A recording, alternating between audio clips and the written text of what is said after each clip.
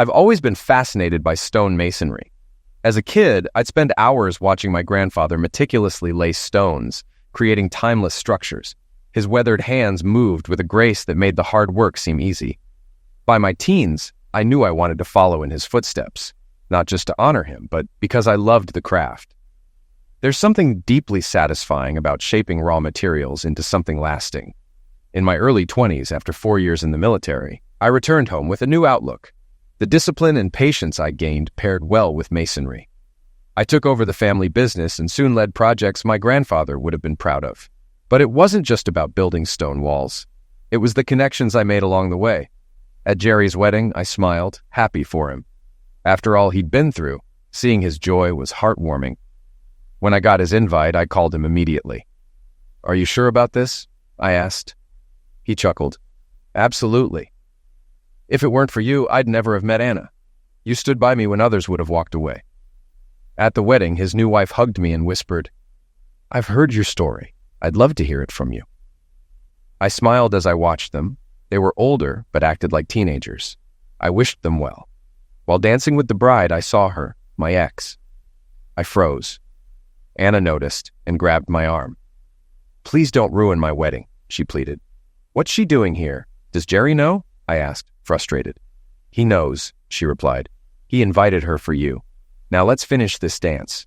I was furious but stayed. Jerry approached me afterward, grinning. "I didn't invite her to the wedding, just the reception. You need to talk to her." I argued, but both Jerry and Anna stayed by my side. Finally, Anna snapped. "You're being ridiculous. Talk to her, get it over with, and stop ruining our night." She was right. I had too much to drink, and suddenly there she was, tears in her eyes, hand outstretched. "Will you dance with me, please?" she asked. I could have ignored her, but instead I took her hand. As we danced, I felt her tears on my jacket. She whispered, "Let me pretend for just a moment that you still love me." The truth was, I did. We moved slowly, lost in memories. I thought about all the women I'd loved, but she was the one who lingered, the one who wasn't really mine. That's why it hurt so much. As I hugged her tighter, I realized I was only torturing myself. I saw the fight coming, but didn't believe it. A smaller guy, about 40, rushed at me, his friends trying to stop him. I was 31, tall, strong, and feeling good. It was a Thursday, I'd just been paid, and I was waiting for my girlfriend. What could go wrong? I didn't know the guy and had never seen him before. He stood right in front of me, and I wondered what he was up to as his hands slowly moved up from his knees, forming a fist. It was so awkward I figured he'd never thrown a punch before. Then he punched me in the eye. I was so focused on his weird movements, I didn't even think to defend myself. I fell and he tried to kick me. I had been out of the military long enough for this guy to catch me off guard. But my instincts kicked in fast. I rolled, grabbed his leg, and pulled him down, trapping him easily. His two friends tried to jump in, but they were outnumbered, and the bartender helped pull me off him. My cousin, who owned the bar, saw everything but just kept polishing glasses. I caught my breath and got in the guy's face. "What's your problem, man? You must have a last wish, attacking someone half your age and twice your size." He kept struggling. "Let me go, you lowlife. You need to learn not to mess with married women." I stared at him, thinking he was either high or crazy. I shoved him off and stood up. "I'm not doing anything wrong, but if you come at me again, you'll regret it. Got it?" He didn't. He came at me again, and I knocked him out with one punch. I told his friends to get him out, and the bartender backed me up. They dragged him away, and we all laughed it off until my date arrived. She saw my bruise and asked, "What happened?" Some guy thought I was messing with his wife and sucker punched me. Sad, really. He was older, short, and didn't know how to fight, but he had guts. As I explained, her face went pale. I tried to lighten the mood. "Relax, I'm fine, but if you want to kiss it better, I won't complain." She kissed me and teased, "He must have been crazy to attack you. Didn't he notice these muscles?" Later, I found out she just wanted me to describe him again. He was older, short, a bit out of shape, but had nerve. If his wife really was cheating, it could get ugly. Melody excused herself, saying she wasn't feeling well. My cousin, the bartender, chimed in. "Guys like that are the ones you have to watch. They snap when they find out their wife's cheating. I've seen it 100 times. Let's hope you rattled him enough to stay away." I agreed. "I hope he finds the right guy and deals with him, but he needs to get his facts straight first." Melody came back looking upset. "Sorry, the hospital called. Big accident on the highway and they need help. I'll call you tomorrow if I'm not too tired." She kissed me and left. She was a trauma nurse, so this happened often. Luckily, she had a few days off after her long shifts while I worked out of town most of the week. No, I don't have a fancy job flying around the country solving big problems. I lay stone. That's right, big rocks. My dad was always traveling for work, making big money for his company. So my mom mostly raised my sister and me on her own. She did a great job, but when I was 12, my dad left her for a younger woman. It broke her heart, but my grandfather, who never liked him, stepped in. Dad tried to rush the divorce and cut off her medical benefits, but Granddad hired a top divorce lawyer and made sure she got what she deserved. Dad backed down when his career was threatened and moved to the West Coast. We hardly saw him after that, except at my high school graduation when he offered to pay for college if I moved out west. I refused and kicked him out when he insisted. That was the last time I saw him. My mom later remarried a good man, and I became a big brother at 15. My stepdad offered to help pay for college, but I joined the military instead, serving 4 years, including a year each in both Iraq and Afghanistan. Afterward, I used my military benefits to go to school while working for my grandfather. Granddad was a master stonemason. I started learning from him at 14, working summers and after school.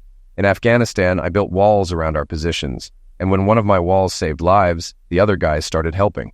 The local Afghan masons were incredibly skilled, and I learned a lot from them, too. When I got out of the service, I joined the family business. Soon I was managing jobs with just a couple of assistants, while Granddad handled the big projects. He was planning to retire, but before he could, a texting driver ran over him while he was crossing the street. He died instantly. He had already transferred the company to me by that time, and I took over at age 27.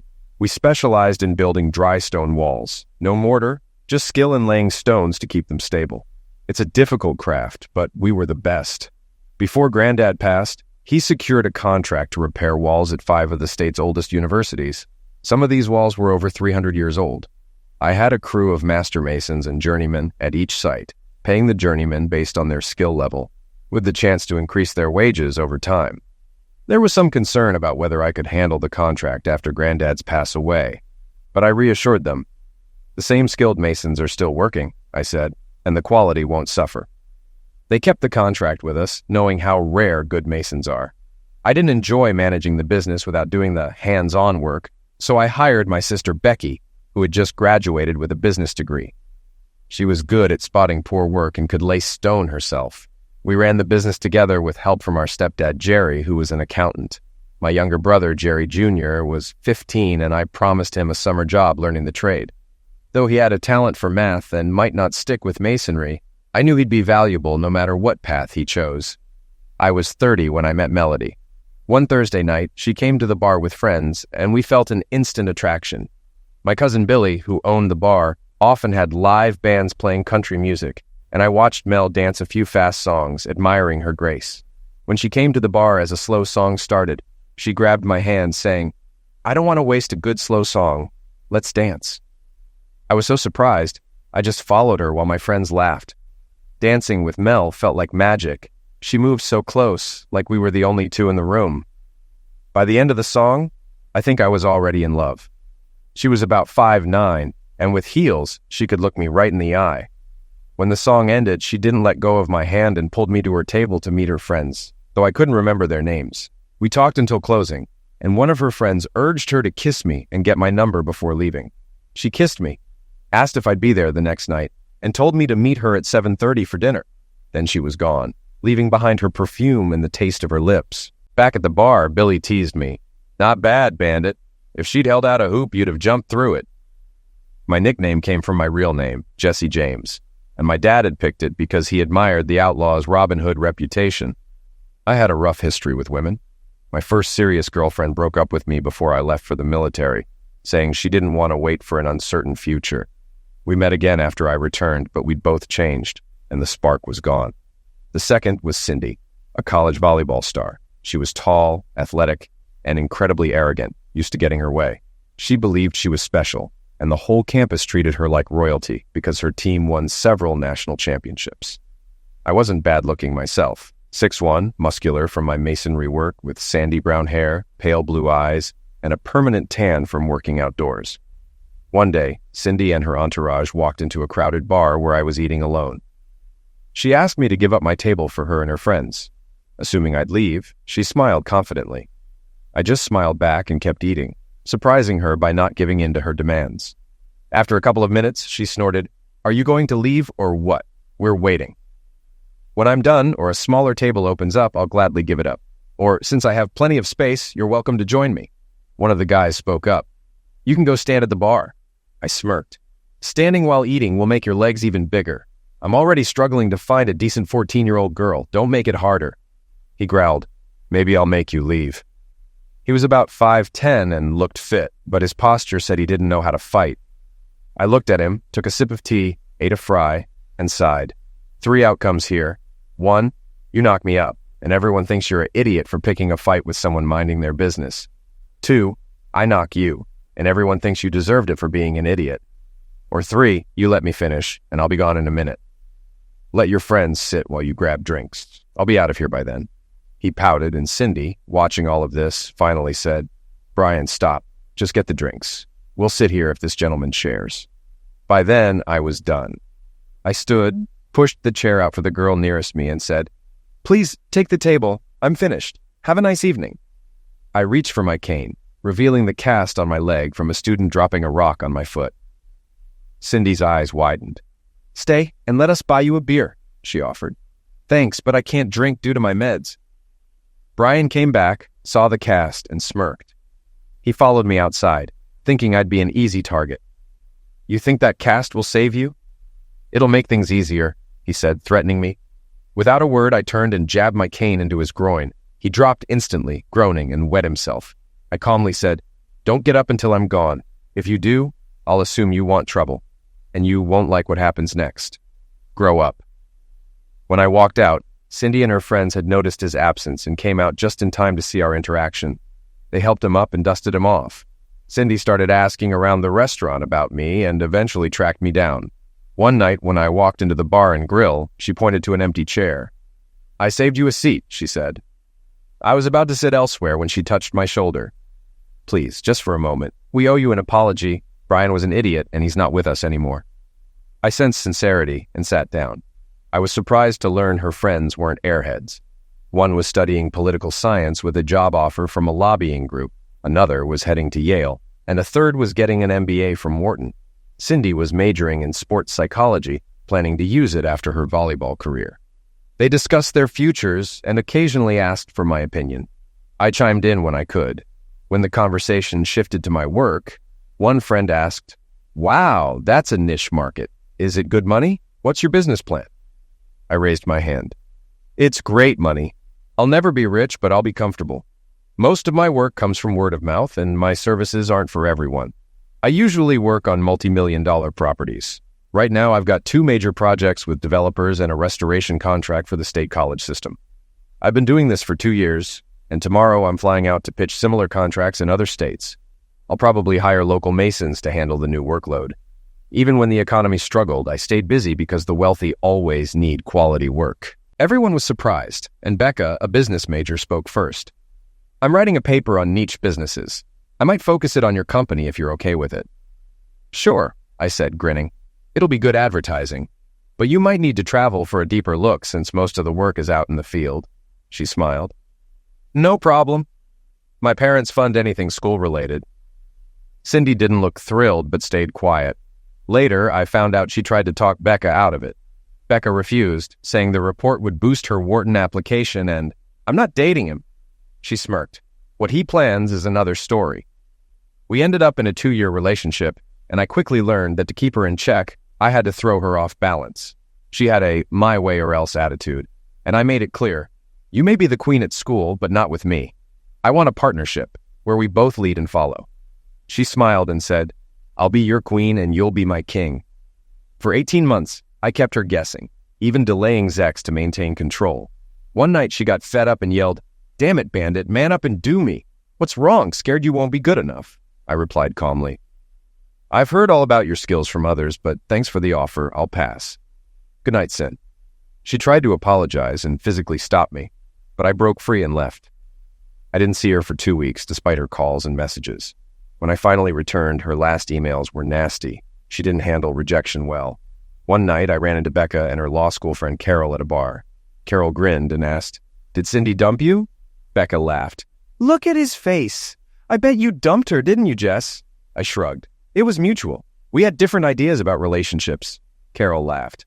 "I bet she wanted you to jump through hoops and you refused. She's been a mess since you left." Just then, Cindy walked in with a basketball player. She saw us and stormed over, leaving the guy trailing behind, trying to hold her hand. She snapped at him. "Let go of me. We're just friends." The guy, frustrated, said, "Why are you stuck on that redneck? He dumped you and he's a loser. He'll never support you like I can." Becca nearly fell off her chair, laughing. "What an idiot. You're not even in the pros yet, and that's no guarantee. Jesse owns a successful business, makes 6 figures, and that number's growing. Not bad for a redneck, huh, Dustin?" Just as Dustin was about to object, Carol stepped in. "Dustin, whatever you're thinking, stop. Look at him. Those muscles aren't from the gym, and he's been in combat twice. He could take you apart easily.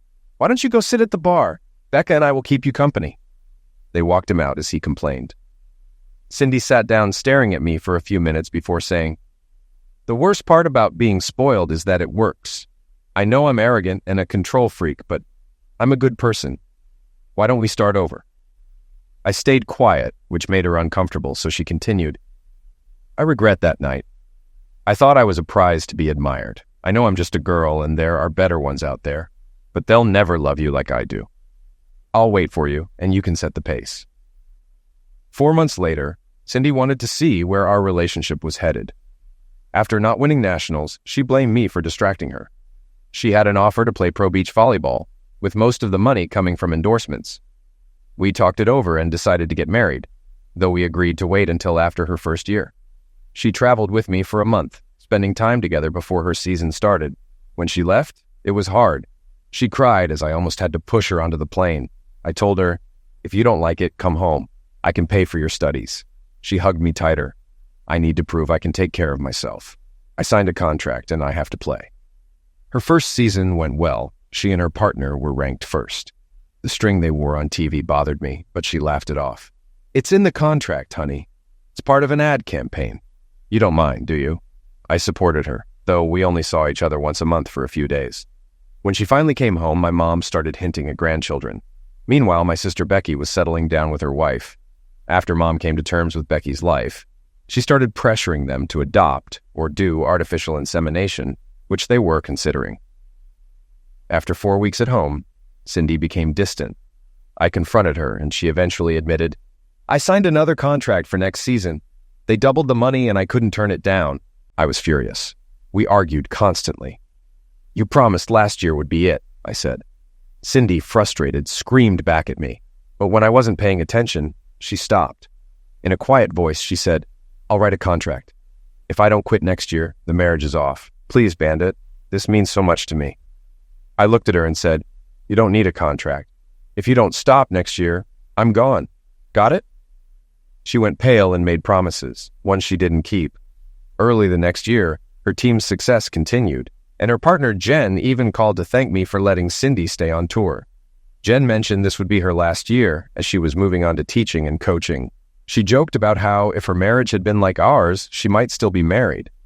That comment left me uneasy. Later, when Cindy told me about Jen's call, I shot her a look. She went quiet. I asked, "What arrangement is Jen talking about?" Cindy tried to laugh it off, saying Jen was just scattered after her divorce, and reassured me, "I'll never make her mistake." When I pressed, she admitted Jen had an affair with a guy on the tour, which led to her divorce. Cindy promised, "I would never hurt you like that." Normally, Cindy called me every Monday and Tuesday, but one week I heard nothing, despite my calls and emails. The following week, she came home unexpectedly, furious that I hadn't been answering her calls. I told her I was just following her lead. We had a huge argument, and in a fit of anger, I mentioned her Spanish boyfriend. She went pale, and I left. 2 days later, Cindy showed up at my work begging to talk. She insisted nothing was happening and promised to quit the tour after the season. She said everything I wanted to hear, and I believed her. She did 2 more photo shoots, but one day, while waiting on my truck tires, I saw a golf magazine featuring Juan Pablo. In one picture, he was kissing Cindy at a beach volleyball match. The article mentioned he attended her events to support his girlfriend. I was furious. I ignored her calls and flew to her next match. When I got to her hotel, Juan opened the door, turning pale when he saw me. Cindy wasn't there. I called her and she cheerfully claimed to be at dinner with her partner, Yan. I chatted for a few minutes while Juan stood frozen. After hanging up, I turned to Juan and said, "I was in the military. I spent 2 years in the desert eliminating people. I won't eliminate you, but if you lie, I'll break your wrists and knees. You'll live, but you won't walk or use your hands properly. It's your choice." Would I have done it? No, but I was so angry that Juan believed me. He started spilling everything. "It started at the end of the first season," Juan admitted. "Not with me, but another player. Cindy said you were okay with it, that you had an arrangement. She told me it would end after the season, and she was excited to marry you." "Where is she now?" I asked. Juan panicked and confessed they were at another hotel. I grabbed him by the throat and warned him not to tip her off. Later, I watched Cindy and her new partner walk into their hotel. I waited a few minutes before kicking the door open. Cindy nearly fainted when she saw me. Her partner tried to act tough, but I quickly pinned him. "How long?" I demanded.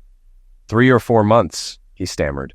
"You knew she was engaged and you still went along with it?" I asked, noting he was also engaged. He begged for mercy. Cindy silently fixed her dress, and I realized time was running out as people gathered in the hallway. I let him go, punched him, and said, "Good luck playing golf now." To Cindy, I said, "Keep the ring. We're done."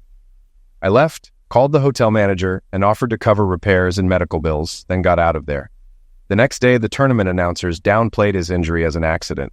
Rumors spread fast, and he flew home, newly single. Cindy and her partner played poorly for the rest of the season. Jen retired, and Cindy played for 4 more seasons before earning her PhD. She tried to contact me for months, even telling my mom she'd fly out to talk. My mom laughed and told her off, and Cindy never came. For 2 years, I had trust issues with women. Then I met Melody, and things changed. She was a trauma nurse, and our schedules aligned. We took it slow: dinners, dancing, museums, and baseball games. It wasn't long before I was head over heels for her. We never saw each other on her work days, but she always called during breaks. She lived with 2 other nurses, and they had a strict no-boyfriends rule to avoid drama. One stole another's boyfriend while she was asleep, so we had to set rules. Tired of motel rooms, I started house hunting and asked my business contacts for leads. They teased me, saying, "She's got you, huh?" One designer advised, "Let her help choose the house." I took the advice and involved Melody, using my insider knowledge to find homes. The first few didn't impress her, but we found a 4-bedroom house on 3 acres just outside town that she loved. She smiled and said, "I'm thinking about tree houses." I took the week off, finalized the deal, and got a great price. On Friday, we went back to the house, and I asked, "Could you be happy living here?" "I'd love it." "Why?" she asked. "Because we bought it, I need you to pick out furniture. Is that okay?" Before she could answer, I knelt and proposed, telling her I wanted to spend my life with her. She fainted from shock. When she recovered, she said, "I love you, Jesse, but I can't marry you yet. Give me 6 months and ask again." I wasn't expecting that, and I felt disappointed, but she reassured me. We went furniture shopping the next day, and her comment about the rocking chair, "This might come in handy in a year or 2, gave me hope. Later, I introduced her to my family. My mom and Becky liked her, my little brother was smitten, and my stepdad's smirk showed approval. Only Grandma wasn't thrilled. The following Friday, I arrived at the new house to find she had already set up a dining room and guest room. She was unclothed on our new bed, teasing, "I was going to start without you. I want to christen every piece of furniture." That weekend, we barely made it past the bedroom. The next weekend, I was at a bar waiting for her when a guy punched me. After she left, I stayed for a few more drinks. As I headed home, 2 fire shots struck my car. Instinct kicked in, and I dove behind my SUV. The drunk guy from earlier was coming after me, shouting, "I'll make sure you never mess up another husband." I realized he wasn't finished with me. My stepdad's advice rang in my ears: never leave a live snake behind. I waited silently, and when he was close, I threw my shoe to distract him. As he turned, I grabbed his weapon hand and yanked him back, causing the weapon to drop. I knocked him until I realized I had to stop before it went too far. I dragged him into my truck and drove to an abandoned barn. When he started waking up, I pulled him out, letting his head fall on the gravel. After splashing water on his face, he groggily realized what was happening. "I didn't plan to destroy you," I said, kicking his weapon away, "but I wanted to scare you." "A .32? Really?" He nodded weakly. What do you want me to say? I'm not okay with you seeing my wife. Sooner or later, I'll get even. You might as well finish me now. Despite the situation, he wasn't backing down. I slapped him lightly and asked, I'm not with anyone's wife. What can I do to end this? Defeated, he told me to check his wallet. I pulled out a picture of Melody and my heart sank. It was her, younger, in a wedding dress. Is that her? He asked. You didn't know, did you? How does it feel? I couldn't respond. After talking a bit, we started drinking from the bottle of whiskey I had for the new house. The next morning, I woke up to find him holding the .32. You're right, it's not much, but I wouldn't want to be shot by it, he said, putting it away. We talked more in the truck. He admitted he always suspected this would happen, given their age difference and time apart. He worked weekends as a trucker, leaving her plenty of time to stray. I asked what he planned to do. Divorce her, of course. She's yours now if you still want her, he said with a bitter laugh. I admitted I wasn't sure I could trust her. We drove back to his car, and I reminded him not to forget his weapon. Keep it, he said. I don't need it to remember what almost happened. As he drove off, I asked one last time, what are you going to do? You're lucky. You can walk away. I'm getting a divorce. If it gets messy, let me know and I'll testify for you. I watched him drive away, feeling both relief and loss. Later, I emailed Melody. I'm not running, but I need time. Don't contact me until next weekend. I'll think about everything, but don't expect me to believe much. She replied quickly, thank you for letting me talk. There's a lot you don't know, and I want to explain. I'll be at your house next Saturday at 4 o'clock. Believe it or not, I love you. The week dragged on as I struggled with what to say. My coworkers noticed something was off and gave me space. As Saturday approached, my dread grew. When she arrived, I made her sit at the kitchen table, the one she spent weeks choosing. As she started to speak, I cut her off. Ground rules, I said firmly. No I love yous or apologies. Just explain why you went to bars and dated while married. Could you live with me doing the same thing? Tears filled her eyes.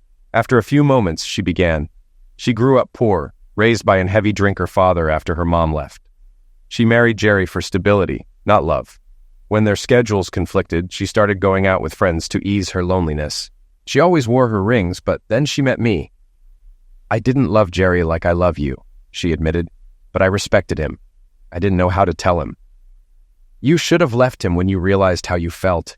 Instead, you used him as a backup, I said, frustrated. I know, she whispered. I shook my head. Even if we stayed together, how could I trust you? What happens when I'm gone for work and you're lonely again? She cried, but I pushed on. It's about trust, Mel. I need to trust my partner completely, and right now I don't think that's you. She sat quietly, then said, I understand, but no one will ever love you as much as I do. Even if we never get back together, I'll prove that to you. She left without another word. We spoke only twice after that, with little progress. Eventually, she started emailing me. For months, the emails ended with her begging for another chance, though they became less frequent over time. She mentioned therapy and going with Jerry a couple of times. After 7 months, she stopped writing. Her last email read, My dear Jess, this will be my final message. I'm officially divorced now, the second best moment in my life. The first was meeting you. Therapy helped me realize I was too immature and selfish to marry Jerry. I stayed with him out of fear, but it was doomed from the start. I'm living with 2 other nurses now, and I finally feel independent. In honor of my divorce, I'm giving you a gift. I'm letting you go. I realize now that if I were you, I wouldn't trust me either. I hope you find someone who loves you as much as I did, and still do. Mel. I stared at the screen, finger hovering over the delete button, but I couldn't do it. It was too painful to read again, so I saved it instead. That's how I drifted through life. If it weren't for work, I might have lost it altogether. It took almost 10 months before I went on a date again. She was the sister of a contractor I worked with, a witty, beautiful woman who enjoyed dancing close. I had fun, but there was no spark. After 2 more dates, she found someone else and we parted amicably. During this time, I saw Mel twice. Once at a stoplight, I spotted her through the window of a bistro, smiling with friends. I sat there so long that the car behind me honked. She turned and saw me as I drove away. The second time was at a club, where I was on a date with Tina. When our eyes met, Mel burst into tears and ran out. Her friend Gwen stopped by my table and angrily accused me of rubbing my new relationship in Mel's face. I stayed calm. It's been almost a year. We were bound to run into each other. Tell her I'm sorry if I upset her, but she needs to move on." Gwen muttered, "A-hole," as she walked away. Tina, noticing the tension, asked for the full story, and after I explained, she said, "You're not over her. I saw your face when you noticed her." Jerry, who had started coming to my cousin's bar, and I eventually became friends. He admitted he still missed her sometimes. He told me one of her nurse friends mentioned they called her Nun because she hadn't dated since me. She blamed it on how much I had spoiled her. Jerry shared that Mel had been writing letters of apology as part of her therapy. I admitted I'd received one, but didn't elaborate. Jerry had moved on, though. He started dating a military widow, and they were a great match. I helped sponsor his stepdaughter's softball team, and we even planned his bachelor party. Watching Jerry's happiness made me think about my own future, wondering if I'd ever be in the stands cheering on my own kids. I threw myself into work, taking on more contracts than we could handle. My family eventually convinced me to slow down, reminding me that quality was key. I passed on some jobs to competitors and got things back on track. Then I ran into Becca, a college friend, who offered me a contract to build a small stone cottage. I agreed, and as I worked, I discovered an old stash hidden in a chimney. Whiskey, letters, and a wedding ring. I returned the items to the family, who eventually donated them to a historical society. The story made the papers, sparking a wave of chimney excavations. Becca later invited me to a party to show off my work. While there, she mentioned she still kept in touch with Cindy, my ex. She showed me photos. Cindy had cut her hair and gained some weight, but she looked happy with her second husband, David. Becca told me Cindy had come clean about her past and was trying to make this marriage work. Surprisingly, I was genuinely happy for her. I hadn't thought about her in years, but it seemed like she had finally found peace. Meanwhile, I stopped dating, trying to figure myself out. Melody's ghost still lingered in my mind. On a whim, I sent her an email. "Mel, I wasn't trying to make a statement when I saw you at the club. It was a coincidence, and I had no intention of hurting you. If it's any consolation, it ruined my night too. Jess," she replied the next day. "I'm sorry I ruined your evening. I know it's over between us and we'll never be together again, but I can't stop loving you. I've given up trying. Time hasn't healed me. It's only made me miss you more. I got a job offer at another hospital far enough away that we won't run into each other. I think I'll take it and start fresh. Maybe then I'll finally move on. I wish you happiness, Jess. Mel. P.S. If you ever want to talk, just text." I thought about it. We didn't see each other much, but if moving would help her, I was fine with it. Maybe one of us could find happiness. And here we were, dancing. The feeling was both familiar and different. Jerry bribed the orchestra to play 3 slow songs in a row. I would have stopped after the first, but she held on. When the music finally ended, she clutched my arm. "Will you sit with me for a while, please? I'll beg if I have to." To avoid embarrassment, I agreed. She led me to a small table in the back where we could talk. She made small talk for a minute before I stopped her. "Just say what you really mean, Mel." She looked at me, her face determined. "You. I want you back. I've tried to let you go, but I can't stop loving you. I can see it in your eyes. You still care about me. Why don't we start over? Give me one chance. If it doesn't work, I'll leave you alone. Please, just one date." She kissed me on the cheek and left. I watched her talk to Jerry and Anna before disappearing out the door. Jerry sat down next to me. "Well?" he asked. "Well, what?" I replied. "Are you going to give her another chance? You deserve it." I stared at him in disbelief, but he only sighed and added, "Since meeting you, she hasn't been with anyone else. She even apologized in a letter, saying she caught something at work and needed 6 months to clear it. She's been through a lot." I thought about it for 2 weeks. Then I called Mel and invited her to a concert in a neighboring town. After a long pause, she quietly said, "Yes." We met at the playground before the concert. She wore a pale yellow sundress, and her smile lit up when she saw me. We walked around, window shopped, and watched the show. When the duo performed a song about rekindling romance, it brought a smile to her face. After the concert, I suggested we grab pizza at Yanni's, one of our favorite spots. She agreed, tears in her eyes. We shared a pizza, and afterward, I walked her to her car. She hugged me, kissed my cheek, and drove off. I stood there wondering what it all meant. We went out 2 more times. A movie, where she snuggled up to me, and a day at the local fair. She laughed at the exhibits and admired quilts, reminding me of a time when she said she wanted to make quilts for our future children. I kept quiet, but I pocketed a flyer for a quilting club as a potential birthday gift. At the fair, We kissed for the first time while watching fireworks. It wasn't planned. It just happened. We didn't speak afterward, and when I drove her home, she simply walked into her house without a word. For the next 3 weeks, we didn't see each other. We talked on the phone, but she seemed distant, and I began to wonder if the kiss had been a mistake. I called home to let my family know I'd finished the project and would be back by Thursday. They were relieved, but worried I was overworking myself. I sighed, tossing my dirty laundry in the foyer, deciding to wash it later. I needed a shower first. Since buying the apartment, the only major change I made was remodeling the bathroom. It now had a huge shower with multiple nozzles and options for full flow, massage, or mist. Ironically, I had it designed with Mel in mind, but it wasn't finished until 2 weeks after we broke up. Living alone for a while, you stop thinking about what you're wearing. Then I heard a giggle. Mel was sitting on my bed. "What? How? Why?" I stammered. She smiled. "Your mom told me you'd be home tonight. You didn't ask for the keys back, remember? I'm here because I need to talk to you. Now get dressed and meet me in the living room." She grinned, teasing. "Or you could stay like that and I'll join you." Flustered, I quickly grabbed some clothes. When I came out, she was sitting in the rocking chair, smiling at me. "I have something to say, and I need you to let me finish without interrupting," she said. I sat down on the couch we'd picked out together, memories flooding back. She started, "I know I've seemed off lately.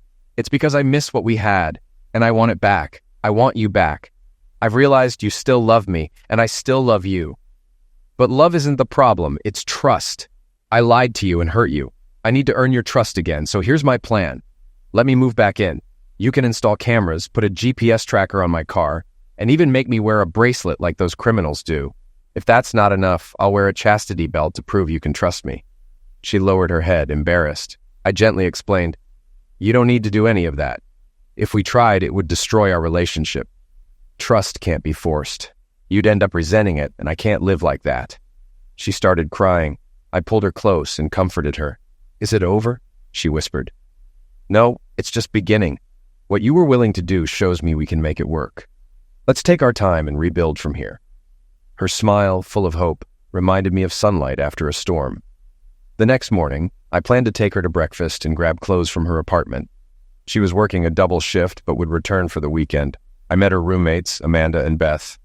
Amanda, a twice-divorced blonde, had a crush on Mel, while Beth had anger issues and was in therapy after her ex-husband left her. As soon as Mel left the room, they attacked me verbally. Amanda accused me of never forgiving Mel and eventually hurting her.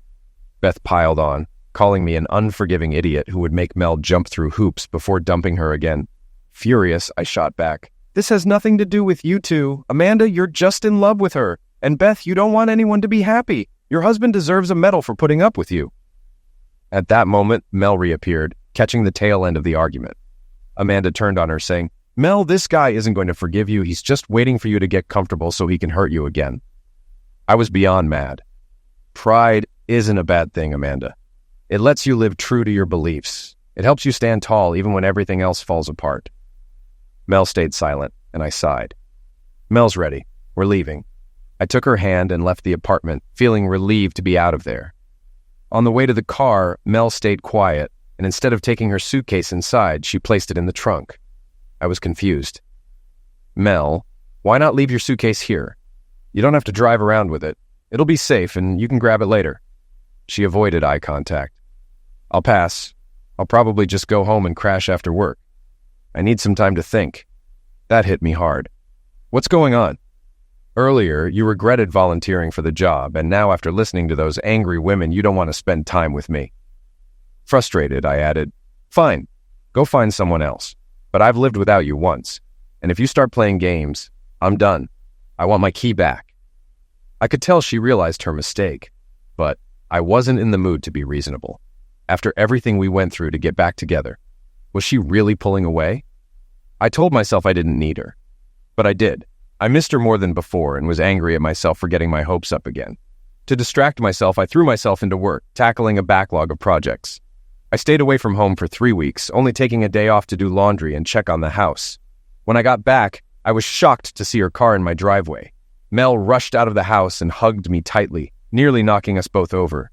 She was sobbing and mumbling incoherently. I had to force her wrists behind her back to stop her from gripping me too tightly. "Shut up!" I snapped. my raised voice surprising both of us.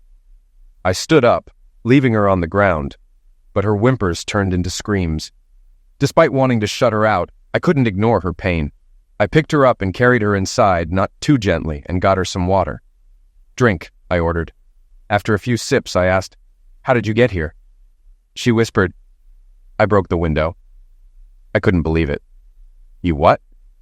"I broke the window and used the spare key. I had a fight with Amanda and Beth. They kicked me out and I came here. You didn't respond to my calls or messages. I waited, hoping you'd come back. I just wanted to be near you. If you want me to leave, I will." Kicking her out seemed too harsh. "Not right now. Order a pizza. I'm starving. I'll be back after a shower." When I came out, dressed in sweats, Mel had freshened up, looking younger and hopeful. The pizza arrived, and we sat down to eat. I noticed she looked thinner. "Are you on a diet?" I asked. She shook her head. "Just haven't felt like eating much." After dinner, we sat in the living room. I didn't sit next to her, which disappointed her, but I needed to clear my head. "Tell me the truth, Mel. We both want to be together, but how can I trust you again? What can you do to prove it?" She had a plan. Couples counseling. A friend at work went through it, and it helped her and her boyfriend work through their issues. I think it's the only way to fix this. I'm willing to try, even if we realize we're not meant to be. This half-life is eliminating me. Please think about it. I agreed to consider it, and she nodded. Then she started dragging her suitcase toward the door. "Where are you going?" I asked, surprised. "To a motel. I'll look for an apartment next week. I know you don't want me here," she said quietly. Instead of letting her leave, I picked up her suitcase and unpacked it. "Help me put this away," I said, teasing her by twirling one of her strings. Blushing, she smiled through her tears. "Fine, but you have to take them off as often as possible." "Agreed," I said. "But there will be some rules. Make an appointment for counseling, and let's take this slow." She agreed, and we drank wine together, savoring the moment. "We'll make it work, Mel. But I need to know I can trust you completely. If either of us feels it won't work, we have to be honest." She nodded, then added, "And I need you to spend more time with me, not just one day a week. And promise to attend all our counseling sessions, no excuses." I promised, and we ended the conversation there. We didn't make love that night. It didn't feel right. Instead, I lay awake, wondering if we were finally on the right path. The next day, we started couples counseling. I was surprised she chose a male counselor, but she explained that he had the highest success rate. After individual sessions, where we both expressed our hopes, we found our answers were more similar than we expected. When we started joint sessions with the counselor, he was calm but direct. Mel would sometimes cry, and though I didn't cry, there were times he pushed me enough to make me want to strike him. During one session, Mel admitted what I had suspected. She stayed with Jerry as a safety net, in case I wasn't the man she hoped for. When she realized she wanted to be with me, she started the divorce process but didn't file right away because she wasn't sure how I felt. "That's ridiculous," I said when she finally admitted it. The counselor agreed. "Melanie, is that really true?" he asked. "During those 6 months, you didn't feel sure of Jesse's love, even while staying with him on weekends? You still shared a bed with Jerry, exchanged caresses, and then did the same with Jesse. You only filed for divorce after getting caught." Mel suddenly shouted, surprising both of us. "You think I don't know what I did? I betrayed them both and ruined my chances for happiness." The counselor remained composed. "I don't think that's entirely true, or you two wouldn't be here. But I think we've gone as far as we can in these sessions." Both of us were shocked. "But we're not healed yet," Mel protested. "No, but you've reached the point where the rest is up to you. You love each other, that's clear. But the question is, can Jesse trust you again? You're both unsure whether the pain and effort are worth it. I can't make that decision for you. If you can forgive each other, you'll never regret it. If you can't, it's time to walk away.